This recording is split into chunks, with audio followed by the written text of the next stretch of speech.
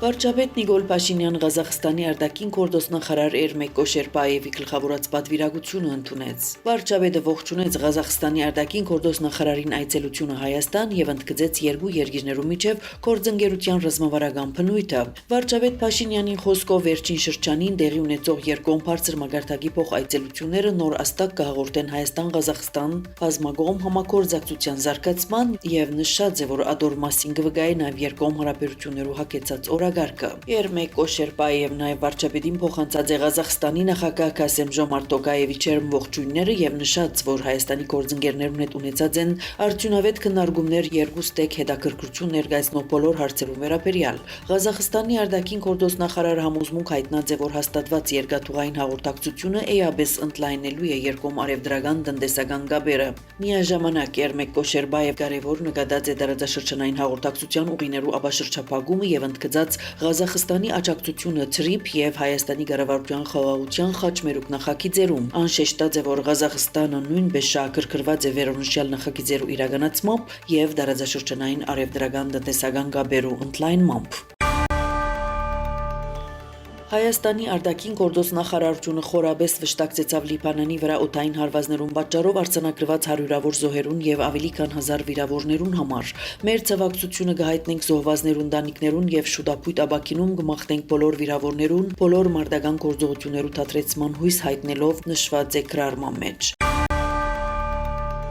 Հայաստանի արտաքին գործոստնախարար Արարատ Միրզոյան եւ Էստոնիա արտաքին գործոստնախարար Մարգուս Ցախկնան մասնակցած են Հայաստանի Հանրապետության մեջ Էստոնիա Հանրապետության տեսփանադամ պաշտոնական բացման արարողության, որը կայացավ նախարար Ցախկնայի Հայաստան պաշտոնական այցելության շրջանակներում մեջ։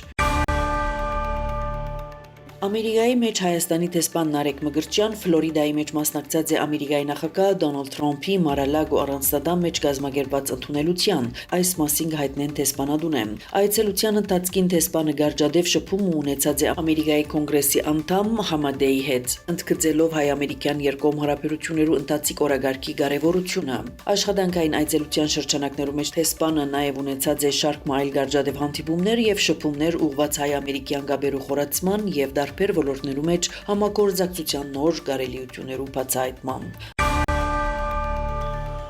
Ամերիկայի նախագահը մեղադրեց Իրանի երկուշաբթվան հրատատարի համաձայնագրի պայմանները խախտելու մեջ, մասնավորապես Հորմուզի նեղուցով քարյուղի տարանցումը խոչընդոտելու համար հաղորդած է BBC-ին վկայակոչելով True Social-ի մեջ Թրամփի գրառումները։ Թրամփ նաև հայտարարած է, որ իր դվյալներով Իրան Հորմուզի նեղուց անցնող նավերեն վճար կքանցե։ Մեկ այլ գրառման մեջ անխոստացած է, որ շատ շուտով դուք պիտի տեսնեք, թե ինչպես պիտի սկսի քարյուղի մատակարարումը Իրանի օգնությամբ կամ առանցադոր, սակայն չէ բարձրաբանած, թե ինչպես այդ տեղի պիտի ունենա։ Իրանի կողմեն Հորմուզի նեղուցի ապաշրջափակումը երկուշաբթվան հրատատարի դրության կարևոր պայմաններն է։ Մերձավոր արևելքի մեջ հրատատարի հայտարարութենեն հետո նեղուցով անցած է միայն 10 նավ։ Իրանի քերակույն առաջնորդ Մուջտաբա Խմեյնեին հայտարարած է, որ երկիրը կպատրաստվի Հորմուզի նեղուցի կառավարման քաղաքականության նոր շրջանիմը։ Պետական հեռուստատեսությամբ տարածած հայտարարության մեջ անընդգծած է, որ Իրան կպահանջի փոխհատուցում իր գրած կորուստներուն համար եւ չի հրաժարիր իր իրավունքներեն։ Իրան կփորձի վրեժ լուծել իր վրա հարձակումներուն համար եւ Հորմուզի նեղուցի կառավարումը կդեղափոխի նոր փուլիմը ըսված է հայտարարության մեջ։ Իսրայելի վարչապետ Բենյամին Նեթանյահուն հանձնարարած է ուղիղ բանակցությունները սկսել Լիբանանի հետ, ի պատասխան Լիբանանի ուղիղ բանակցություններ վարելու բազմաթիվ խնդրանքներուն հանձնարարած եմ նախարարներու գրասենյակին կարելիին չափսեմ ժամկետի մեջ բանակցությունները սկսել Լիբանանի հետ։ Բանակցություններ ուշադրության կենտրոնին պիտի լան Հեզբոլլայի զինաթափումը եւ Իսրայելի ու Լիբանանի միջև խաղաղ հարաբերություններու հաստատում։ Իսրայելն նաև ողջունած է Լիբանանի վարչապետի գոչը Բեյրութի աբարազմականացման վերաբերյալ, հայտարարած է Իսրայելի վարչապետը։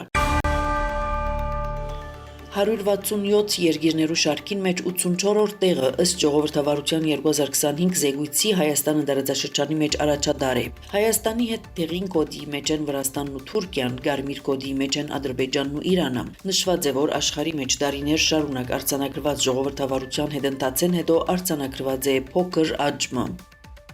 Ձեզ յետեր Անի Զեյթունցյանը։